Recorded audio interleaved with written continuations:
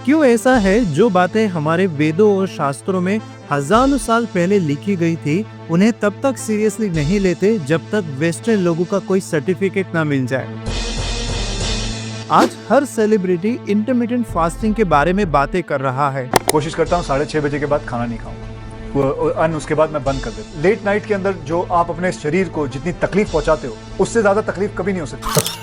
Intermittent हाँ, जो भी इंटरमीडिएट जो भी मैंने लॉकडाउन में वो शुरू कर दी थी और मेरा 6 किलो वेट कम हुआ। हाँ, फिर फास्टिंग करीब 12 घंटे का 14 घंटे का करना शुरू कर दिया। रात का डिनर मैंने धीरे धीरे हटाना शुरू किया। कैंसर को अगर गैप दो खाने में, शुगर नहीं दो, कार्बोहाइड्रेट्स नहीं दो रोटी, तो कैंसर के सेल खुद ब खुद मरेंगे। तो शाम होने से पहले खाना खाया 6 साढ़े 6 और सवेरे अगले दिन 10 बजे। क्या आप भी इंटरमिटेंट फास्टिंग स्टार्ट करने का सोच रहे हैं? पर क्या सिर्फ ये एक सेलिब्रिटी हाइप है या फिर इसके पीछे है कोई मॉडर्न साइंस और एंशिएंट नॉलेज का जबरदस्त मिलन? आज के इस एपिसोड में हम इंटरमिटेंट फास्टिंग का सच जानेंगे, इसका साइंस, इसका कनेक्शन हमारे कल्चर के साथ और कैसे ये आपकी लाइफ को बदल सकता है।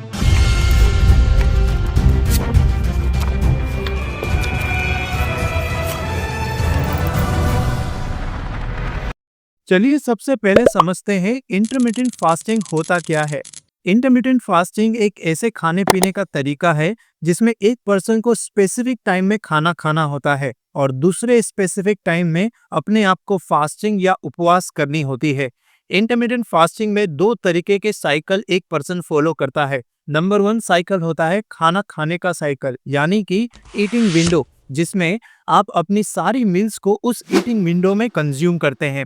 नंबर 2 होता है खाना नहीं खाने का साइकिल, यानी फास्टिंग वाला विंडो, जिसमें आप अपने बॉडी को कम्प्लीटली रेस्ट और रिपेयर करने का टाइम देते हैं। इंटरमिटेंट फास्टिंग के 4 पॉपुलर मेथड्स हमें देखने में मिलते हैं। नंबर 1 मेथड है 16/8 का मेथड, यानी 16 घंटे एक पर्सन फास्टिंग करता है और 8 घंटे का उसे दिन भर में ईटिंग विंडो मिलता है।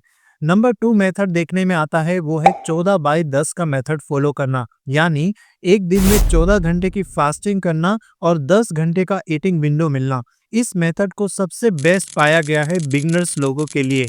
नंबर 3 मेथड है 5:2 का डाइट फॉलो करना, यानी हफ्ते के 5 दिन अपना रेगुलर खाना पीना फॉलो करना और हफ्ते के 2 दिन अपने आप को रिस्ट्रिक्टेड कैलोरी के डाइट रूटीन में फॉलो करना, जिसमें 500 से लेकर 700 कैलोरी का एक दिन का डाइट प्लान हो सकता है।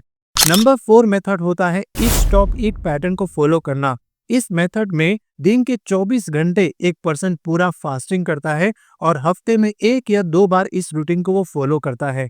अगर आप चाहते हैं कि मैं इन पॉपुलर मेथड्स पर एक डिटेल वीडियो बनाऊं, तो कमेंट बॉक्स में आप अपना फेवरेट मेथड जरूर से लिखें। इंटरमिटेंट फास्टिंग आज 21st सेंचुरी का एक ट्रेंड बन चुका है, लेकिन रियलिटी तो ये है, इंटरमिटेंट फास्टिंग कोई नई चीज है ही नहीं। हमारे एंसेस्टर्स ने इंटरमिटेंट फास्टिंग को अपने लाइफ साइकिल में ऑलरेडी नेचुरली फॉलो किया हुआ था। आपको अच्छे से याद होगा गांव के लोग कैसे अपनी रूटीन की शुरुआत किया करते थे। उनका रूटीन सूरज की रोशनी और नेचर के साइकिल के साथ में हुआ करता था। उनका लाइफस्टाइल इतना बैलेंस था कि उनका इंटरमिटेंट फास्टिंग नेचुरली ही फॉलो हो जाया करता था।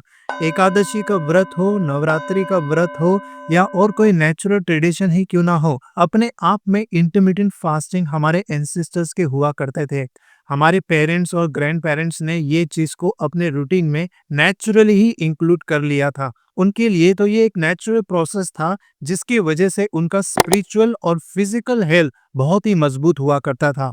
गांव में लोग अपने दिन की शुरुआत सुबह 5 या 6 बजे किया करते थे और रात को 8 बजे सो जाया करते थे। ये उनकी बॉडी के लिए एक नेचुरल सर्काडियम रिदम को सेट करने के लिए मदद किया करता था, जिसकी वजह से बॉडी का रेस्ट और रिकवरी दोनों में बड़ा ही फायदा मिला करता था। साथ ही साथ उनका नेचुरली इंटरमिटेंट फास्टिंग फॉलो हो जाया करता था। आज के टाइम पे जब इंटरमिटेंट फास्टिंग हम फॉलो करते हैं, तो हम अपने बॉडी को एक रेस्ट पीरियड देने की कोशिश कर रहे हैं, जिसे हमारे एंसेस्टर्स ने नेचुरली अपने लाइफ साइकिल में इंक्लूड किया था।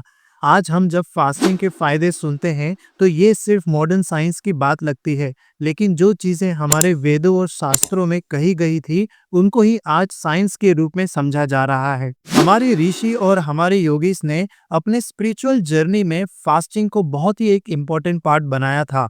उन्होंने माइंड और बॉडी का डिटॉक्स करने के लिए फास्टिंग को नेचुरली अपने रूटीन में इंक्लूड किया था।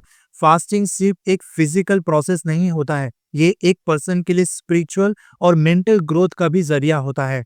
हमारे ऋषियों का तो ऐसा कहना था, जब तक हम अपने आप को खाने से दूर नहीं रखते तब तक एक पर्सन अपने इनर पावर को पहचान ही नहीं पाता है। इंटरमिटेंट फास्टिंग काम कैसे करता है ये समझना काफी इंटरेस्टिंग है। जब कोई पर्सन इंटरमिटेंट फास्टिंग फॉलो करता है तो उसके बॉडी का इंसुलिन लेवल रिड्यूस हो जाता है और बॉडी में नेचुरली फैट बर्निंग का रेशियो इंक्रीज हो जाता है। फास्टिंग के दौरान बॉडी अपनी स्टोर्ड फैट को एनर्जी का सोर्स बना लेता है, जिसके वजह से वो पर्सन का वेट लॉस होने लग जाता है। इंटरमिटेंट फास्टिंग से ह्यूमन ग्रोथ हार्मोन भी इंक्रीज होता है।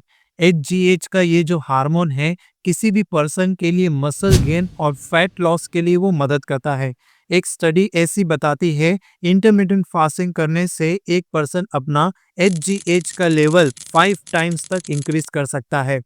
इंटरमिटेंट फास्टिंग करने से बॉडी में एक और प्रोसेस एक्टिवेट हो जाता है, जिसमें बॉडी अपने डैमेज सेल्स को क्लीन करने का काम करने लग जाता है। बॉडी में जितने भी कचरे या टॉक्सिन्स पड़े हैं या डैमेज सेल्स होते हैं वो नेचुरली बॉडी से रिमूव होने लग जाते हैं।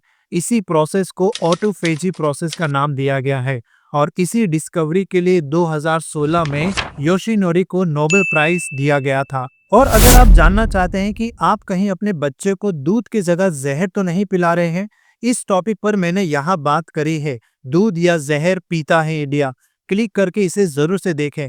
मैं मिलता हूँ आपसे नेक्स्ट एपिसोड में।